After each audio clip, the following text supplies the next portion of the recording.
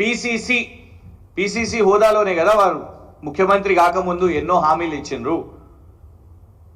పాపం ఇప్పుడు గాంధీ హాస్పిటల్లో చూస్తున్నాం, మోతీలాల్ నాయక్ అని ఉస్మానియా యూనివర్సిటీ విద్యార్థి నాయకుడు నిరాహార దీక్ష చేస్తూ పీసీసీ ప్రెసిడెంట్గా ఎన్నెన్ని హామీలు ఇచ్చిండో. పీసీసీ పెద్ద క్రెడిట్ చోర్, రేవంత్ రెడ్డి గారు పెద్ద క్రెడిట్ చోర్, పీసీసీ తగ్గట్టు నిలబెట్టుకున్నారు. ఫాక్స్కాన్ మేమే చేసినామని చెప్పబట్టే, కంటోన్మెంట్ విలీనం మేమే చేసినామని చెప్పుకుంటూనే, సీతారామ ప్రాజెక్ట్ మేమే, రాహుల్ గాంధీని లీడర్ ఆఫ్ ఆపోజిషన్ నేనే, 30,000 ఉద్యోగాలు నేనే అని చెప్పుకుంటున్నాడు. ఇలా తిరగబడుతున్నారు నిరుద్యోగ యువత. కాంగ్రెస్ వాళ్ళు దొడ్డిదారిన పోయిన పరిస్థితి, గుండాలను పెట్టుకొని బౌన్సర్లను పెట్టుకొని గాంధీ హాస్పిటల్కి పోతున్న పరిస్థితి. ఏమడుగుతున్నారు? మోతీలాల్ నాయక్ అనే సోదరుడు అక్కడ గాంధీ హాస్పిటల్లో అందరు నిరుద్యోగ యువత ఏమడుగుతున్నారు?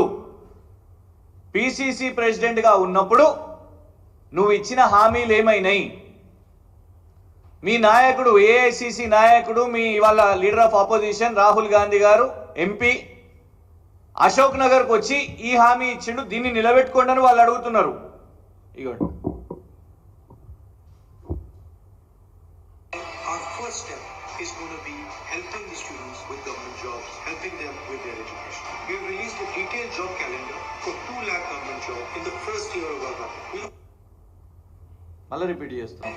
Our first step is going to be helping the students with government jobs, helping them with their education. We have released a detailed job calendar for 2 lakh government jobs in the first year of our government. First year of our government we will fill 2 lakh jobs. 2 లక్షల ఉద్యోగాలను భర్తీ చేస్తామని అశోక్ నగర్కి వెళ్ళి రాహుల్ గాంధీ గారు హామీ ఇచ్చారు. ఏమైంది వాళ్ళ? 7 నెలలు పూర్తయినాయి. ఇంకొక 5 నెలలు ఈ ప్రభుత్వానికి సమయం ఉన్నది, సంవత్సరం అయిపోవడానికి వాళ్ళు ఇచ్చిన హామీలకు. ఇవాళ వాళ్ళు వాళ్ళ హామీలను అడుగుతుంటే 1:100 అని మీరు చెప్పిండ్రు గ్రూప్ 1లో. మీరు వాళ్ళకు ఓట్లు అడిగినప్పుడు మేము 1:100 చేస్తాము గ్రూప్ 1లో అని మీరు మాట్లాడినప్పుడు ఇవాళ నిలబెట్టుకోండి. నమ్మిన యువత మిమ్మల్ని నమ్మి మీకోసం ప్రచారం చేసి పాదయాత్రలు చేసి అప్పటి కేసీఆర్ గారి ప్రభుత్వం మీద వాళ్ళు పోరాటం చేసి నోటిఫికేషన్లు ఇచ్చింది మేము, 30,000 ఉద్యోగాలకు నోటిఫికేషన్లు ఇచ్చింది మేము. ఎక్సైజ్ కానిస్టేబుల్స్కి మీరు ఇచ్చిర్రా? లేదు స్టాఫ్ నర్సులకు మీరు ఇచ్చిర్రా? 30,000 ఉద్యోగాల భర్తీకి నోటిఫికేషన్ ఇచ్చి ఎగ్జామినేషన్ పెట్టి సర్టిఫికేట్ వెరిఫికేషన్ చేసిన తర్వాత నువ్వు ఎల్బీ స్టేడియంలో ఫోటోలు దిగి ప్రచారం చేసుకోబడుతుంది, క్రెడిట్ కొట్టబడుతుంది, క్రెడిట్ చోర్.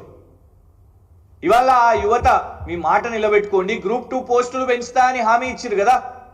మెగా డిఎస్సి కోమటిరెడ్డి వెంకటరెడ్డి గారు 70,000 ఖాళీలు ఉన్నాయని చెప్పారు. మీడియా ముఖంగా 70,000 టీచర్ పోస్టులు ఖాళీలు ఉన్నాయి, భర్తీ చేపడతాము అని చెప్పారు. చేపట్టండి. వాళ్ళ ఏమైంది మీ మెగా డిఎస్సి? ఏమైంది మీ జాబ్ క్యాలెండర్? ఇవాళ దానికోసం అడుగుతున్న యువత మీద మీరు పోలీస్ని పెట్టి అక్కడ హాస్పిటల్ దగ్గరికి వెళ్తున్న యువత మీద దాడులు చేస్తూ అరెస్టులు చేస్తూ వాళ్ళని వాళ్ళ బొల్లారం పోలీస్ స్టేషన్ల కొందరిని, ఇతర పోలీస్ స్టేషన్ల దగ్గర కొందరిని, బౌన్సర్లను గుండాలను తీసుకుపోయి నిన్న కాంగ్రెస్ ఎమ్మెల్సీ వాళ్ళ కాంగ్రెస్ బృందం అక్కడ ఉన్న యువత మీద దాడులు చేసుడు, వాళ్ళని బెదిరించుడు. మోతీలాల్ నాయక్ అనే విద్యార్థి నాయకునికి ఏదన్నా జరిగితే దాని బాధ్యత ఖచ్చితంగా కాంగ్రెస్ ప్రభుత్వానిదే, రేవంత్ రెడ్డి గారి ప్రభుత్వానిదే.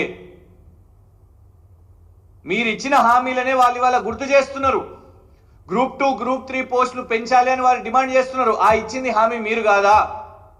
1:100 గ్రూప్ 1 పోస్టులది మీరు మీరు చేస్తాము ఆ రేషియో ప్రకారంగా అని చెప్పారు, అది మీ హామీ కాదా? మెగా డిఎస్సి పోస్టులు పెంచుతామని చెప్పారు, అది మీ హామీ కాదా?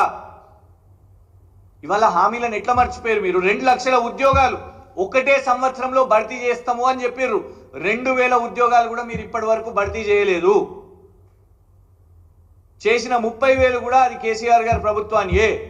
ఇది నిలదీస్తున్న యువతకు ఇవాళ మీరు చెప్పుకునే పరిస్థితి లేరు.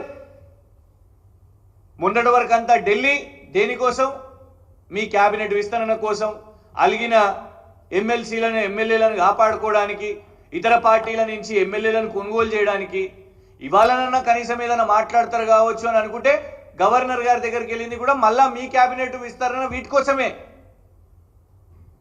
రేవంత్ రెడ్డి గారిని సూటిగా అడుగుతున్నాం, పాలన అంటే పట్టదా మీకు?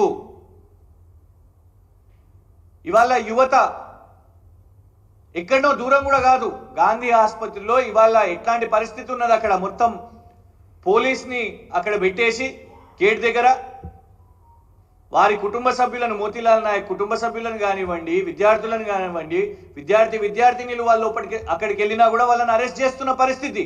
గిదా నువ్వు చెప్పుకున్న ప్రజాపాలన?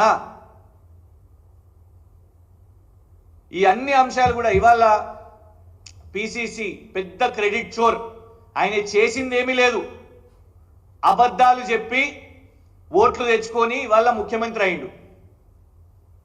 కానీ ఆ పనితీరు తెలుస్తున్నది. ఫాక్స్కాన్ నుంచి మొదలు పెట్టుకుంటే గ్రూప్ 1 1:100 కానివ్వండి, ఈ కంటోన్మెంట్ విలీనం నుంచి మొదలు పెట్టుకుంటే గ్రూప్ 2 గ్రూప్ 3 పోస్టులు పెంచడం విషయం మీద కానివ్వండి, ఈ అన్ని అంశాల్లో కూడా కేవలం పచ్చి అబద్ధాలు, హామీలు, క్రెడిట్లు. మీ పాత్ర ఏమీ లేదు, శూన్యం.